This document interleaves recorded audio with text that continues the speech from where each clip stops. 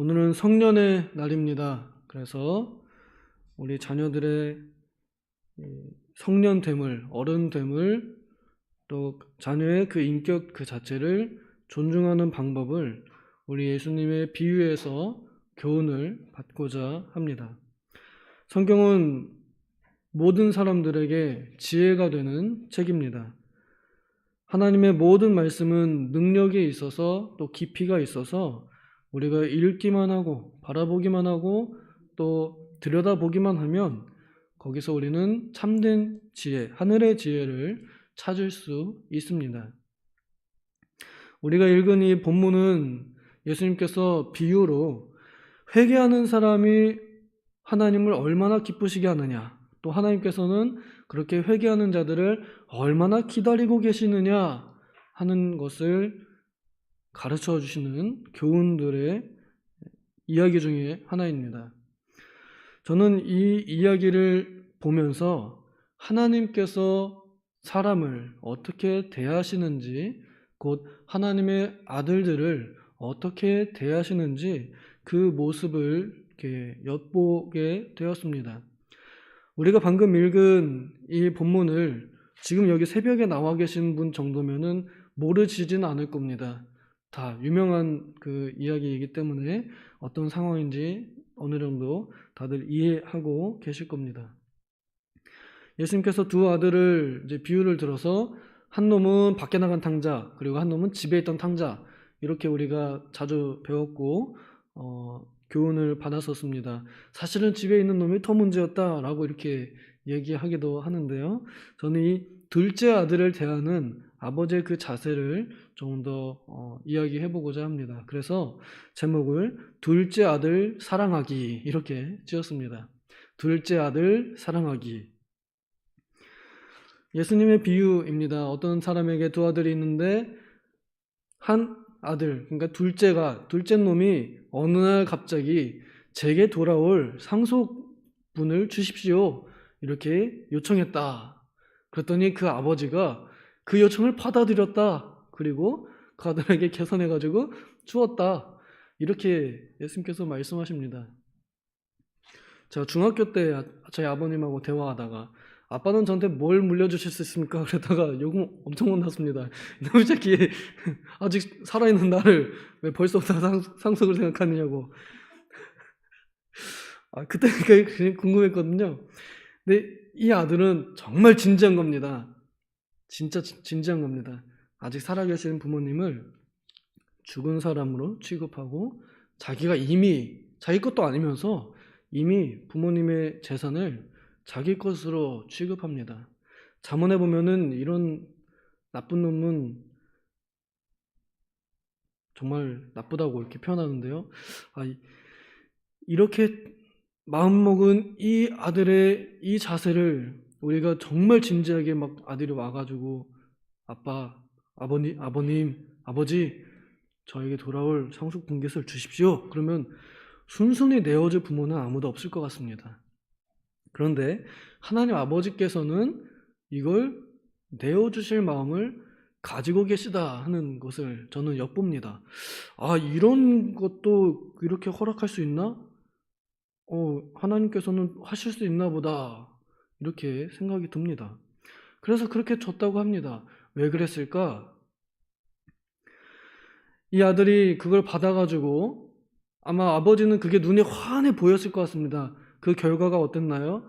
그걸 가지고 가서 사업해왔더니 잘 돼가지고 좋은 소식이 들려와서 둘째를 낳았습니다. 셋째를 낳았습니다. 할아버지가 되었습니다. 뭐 이런 소식이 들려오는 게 아니라 소식이 깜깜입니다. 소식이 들려오지 않아요. 이 아들이 가서 허랑방탕하게 재산을 낭비했다 그럽니다. 아마 부모님 입장에서 이 아들이 그걸 받아가면은 뭘 할 건지 또 어떻게 될 건지 어느 정도 다 견적이 나오고 계산이 될 겁니다. 그래서 안 주거든요. 그런데 이 아버지는 주었습니다. 그리고 그 예상대로 이 아들은 허랑방탕해서 얼마 안 가서 그 재산 다 팔아먹었습니다. 그 부모님 입장에서 얼마나 속이 타겠어요. 평생을 고생해가지고 모은 재산, 그것도 얼토당토 않는 그 요구를 하는 아들놈 그래도 이렇게 요구를 들어주었더니 역시나 그걸 다 말아먹었어요. 그러니 부모님 입장에서는 굉장히 다시는 꼴도 보기 싫은 그런 아들 같은 이런 일이 일어나게 되었습니다. 사실 우리 그 자녀들을 교육할 때 모든 면에서 다 이런 교육 방법이 통하는 것은 아니겠지만 정말 우리 부모님들께서 원치 않는 선택이나 또 원치 않는 상황이 올 수 있습니다. 정말 이런 둘째 아들에게 일어난 그런 일들, 자녀의 뼈아픈 실패들을 멀리서 지켜만 볼 수밖에 없는 그런 부모님의 입장에 놓일 때도 있습니다. 그때 하나님께서 우리 부모님들에게 이런 말씀으로 위로를 주시는 것 같습니다. 이 아들이 스스로 이제 생각을 합니다. 뭘 생각했느냐면 아버지의 원래 태도를 생각을 하는 겁니다. 자기 종들에게 얼마나 잘해주었는지 그리고 자기 아들에게는 얼마나 더 잘해주었는지를 생각을 합니다. 그러니 자신이 돌아가야겠다는 생각을 품을 수 있었던 겁니다. 내가 돌아가도 아들로는 안 받아주겠지만 그래도 종으로는 받아주겠지라고 하는, 절대 안 받아줄 만한 그런 단호한 아버지로서 보인 것이 아니라 얼마든지 그래도 다시 받아들여 줄 수 있는 측은히 여기는 마음이나 관용하고 포용하는 마음을 가진, 자세를 가진 그런 아버지로 인식이 되어 있는 겁니다. 이미 아들의 이 버르장머리 없는 상속 달라는, 미리 달라는 이 요구를 받아들인 것, 포용한 것, 허용한 것 자체가 이미 이 아버지의 인격이 어떠한지 우리가 볼 수 있습니다. 그래서 이 아들이 그 고민을 하고서는 내가 종이라도 들어가 가지고 아버지 밑에서 먹고 살아야겠다, 이런 마음을 먹고 갔답니다.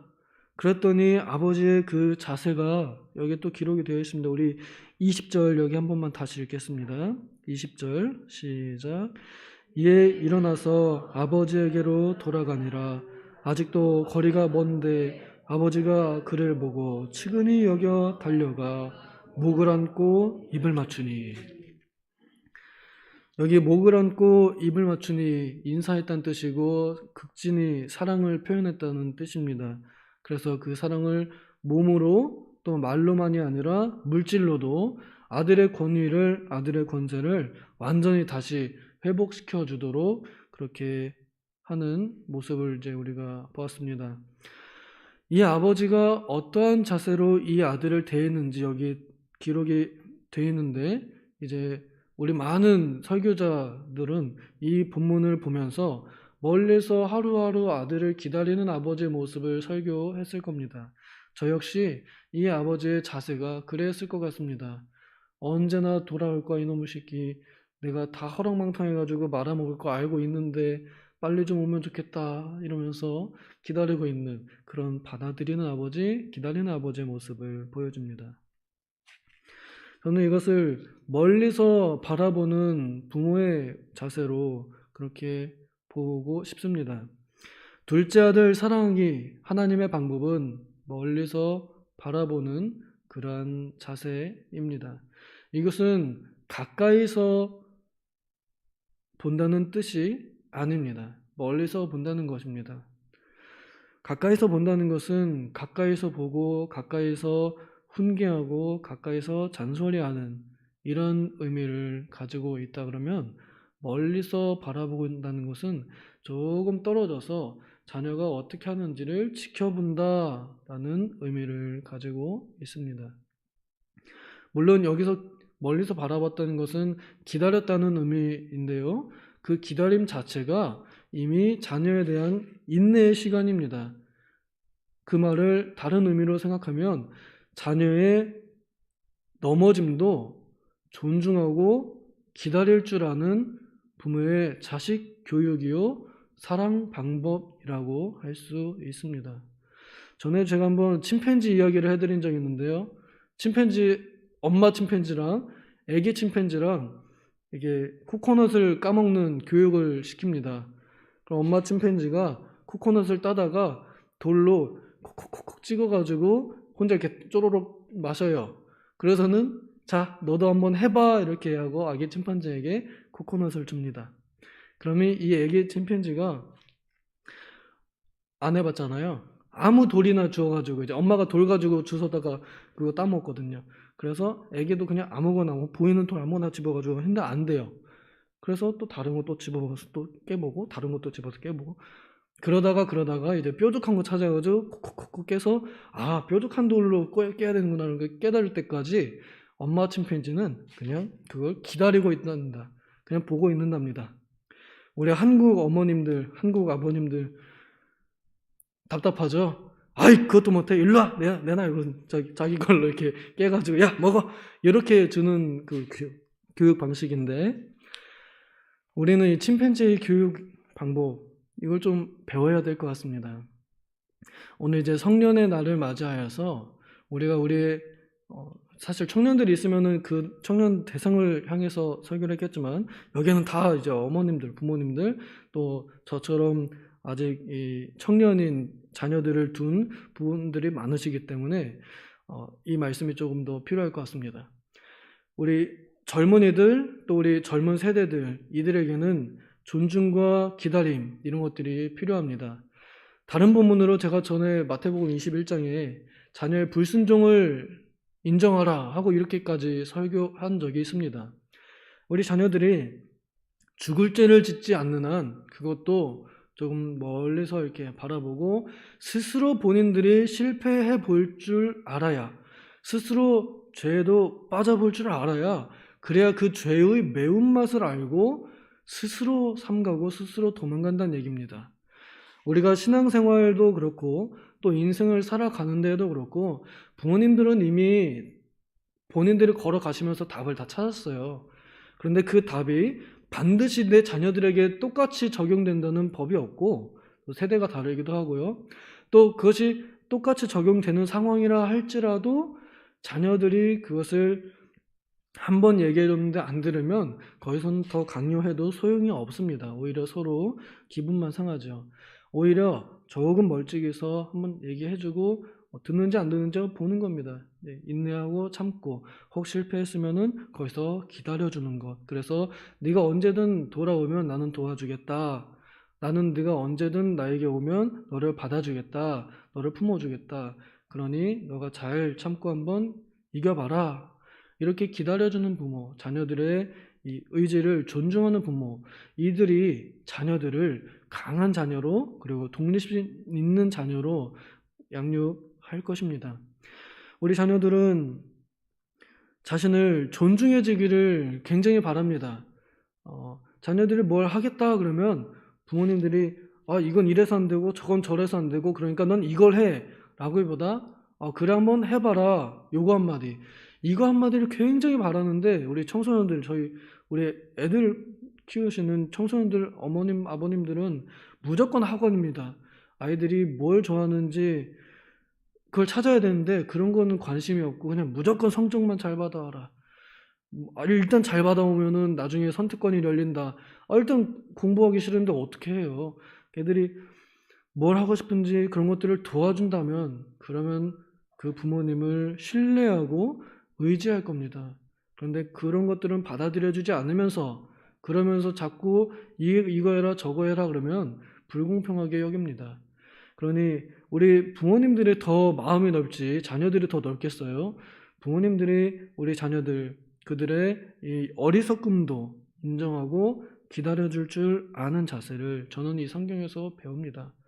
그렇게 했을 때 자녀들이 스스로 넘어지고 빠졌을 때 그리고 정말 어디 얘기할 곳이 없을 때 그때서는 이제 부모님께 와서 제가 이러이러한 문제가 있는데 어떻게 하면 좋을까요?